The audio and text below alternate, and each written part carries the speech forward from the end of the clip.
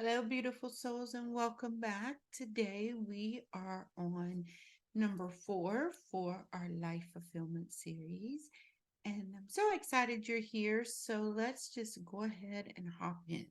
So today we're going to talk about our work and career prosperity and what that means and what that looks like and just what exactly it is that you're trying to have in your work and career prosperity.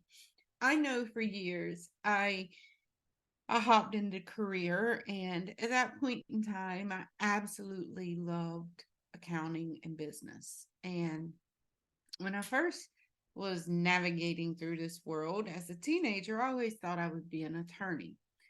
Well, obviously, I took a right turn somewhere and did not end up as an attorney, but I did end up as an entrepreneur, which kind of I knew I was going to be an entrepreneur even as a lawyer. I knew I was going to own my own practice. So I just went around the corner. I didn't quite did go to law school, but I did end up creating a career that allowed me to help people just in a different way. And so one of the things that I realized is that we often, as entrepreneurs and as managers and leaders or even employees, that all we know is how to grind. We're getting up early in the mornings, we're having late nights, the sweat and the hustle, the feeling like, you know what, I got to get to this level because this is what success looks like, or this is what society says looks like. Well, today I want to ask you, what does success look like to you? And is this journey that you're navigating on for your career, is it truly bringing you prosperity? Because here's the thing, there is no such thing as a walk in the park. I wish there was, but we are going to have to battle. So the question is the career that you're on track for and on journey for, is this the career that actually brings you prosperity and happiness and satisfaction? Because if you're over here battling something and your heart's not in it, then that's going to affect your prosperity and your fulfillment in life because you're truly not filling that bucket that we call work and career prosperity. So, what we're actually doing is we're neglecting that bucket completely if we're not doing what it is that we really, really want to do. So, I'm going to challenge you to really sit back for a moment and say, does my career fulfill me? And is this what lights my life up? When I get up in the morning, I'm excited to come and do what I call my career. I'm excited about it. I love every part of it. And it brings me a level of happiness and warmth and fulfillment because I'm doing what makes me happy. So sometimes I don't even realize that I'm working. I just love what I do. And one of the things that I teach a lot of my students and a lot of my clients is to walk around saying to yourself, I get paid to be me, and then figure out what that looks like and then navigate to it. Get paid to be you at your best, at your glory, at your gifts, at your skills, right? And here's the thing. We all want to build this legacy, but we can't do that playing safe. So if we're continuing, you know, playing safe, we're not going to fill our bucket. And some of the ways that we could really tap into this is by pushing ourselves to our limits in a positive way, and that means acquiring new skills or embracing challenges, you know, stepping out there and doing what it is that makes you happy.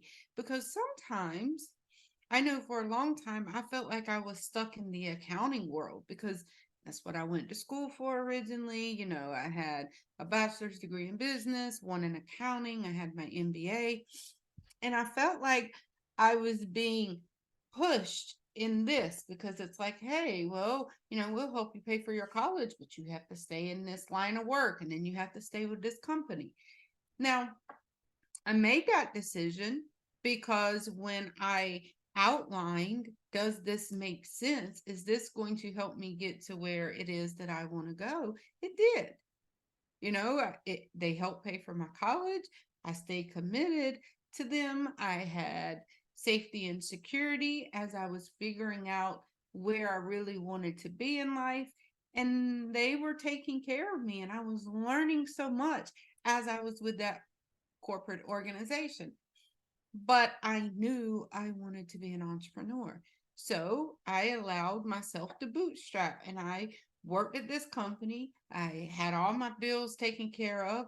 And the extra money I started budgeting, I started putting into my business. And then once my business was able to self sustain me, then I started in navigating out of the company. But I had a plan.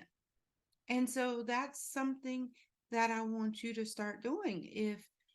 If you take ownership of your career and you stand your ground and you realize that you have been able to conquer anything that you set your mind to, and that no matter what has happened, you've survived it and you're going to be good, and you just stand in that, then you're going to be able to navigate and gain the career that you really want.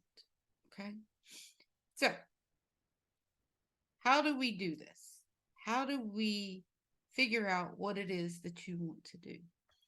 And if you're unsure, then I would definitely tell you to challenge yourself to tap into that, to say, okay, what are the things that truly, truly make me happy? And create a list that you could imagine you could wake up every day and do this with excitement. There is something that is within us that we want to wake up and we want to be able to do this every day. What would that be? And then create some goals as to how to get there. If there's certain skills that you need, start getting the skills. If there's mentorship out there, then start getting around those individuals that can mentor you. If you need to start networking and being in the places that allows you to build whatever it is that you're trying to do, then do that. Okay? Because this is your career. You need to fill that bucket. You want life fulfillment. You want happiness. What does that look like to you? And as you figure that out, also look at what does success look like to you? Because I know growing up, my mother and father had different ideas of success than what I had. However, that impacted me. And then walking into the real world and seeing how everybody's like, oh, you got to work hard. You got to work in corporate America. Success is being a CEO or a CFO or one of the C suites. That is true. People work hard to get to those places, and that could be what their level of success was. But that wasn't it for me. I didn't want to do that. I did not. Am I a CEO? Absolutely. But I'm a CEO of my own business. Okay. And I'm also a mental health professional and a teacher and a educator and a minister and all of these other things that ignite my soul. I also love volunteering. Like, that's part of my work and career prosperity, is being able to have the time to volunteer for organizations that mean so much. Like, I sit on a board, I'm mentoring in that organization because I'm very, very passionate about it. And that's part of my level of success. That's the things that I consider success. For me, success looks like being in control of my schedule, showing up every day, enjoying what I do and what I love, making money for being me, giving back to organizations and to people that is near and dear to my heart. That's what success looks like to me. It doesn't look like, me working hours and hours and hours for a job that I really don't like. That's not success to me. But to other people, that can be success. So define your success and own it. All right. So tomorrow we will be tapping into our spiritual wellness. And that is some exciting stuff that we're going to be navigating on. So I will see all you beautiful souls tomorrow.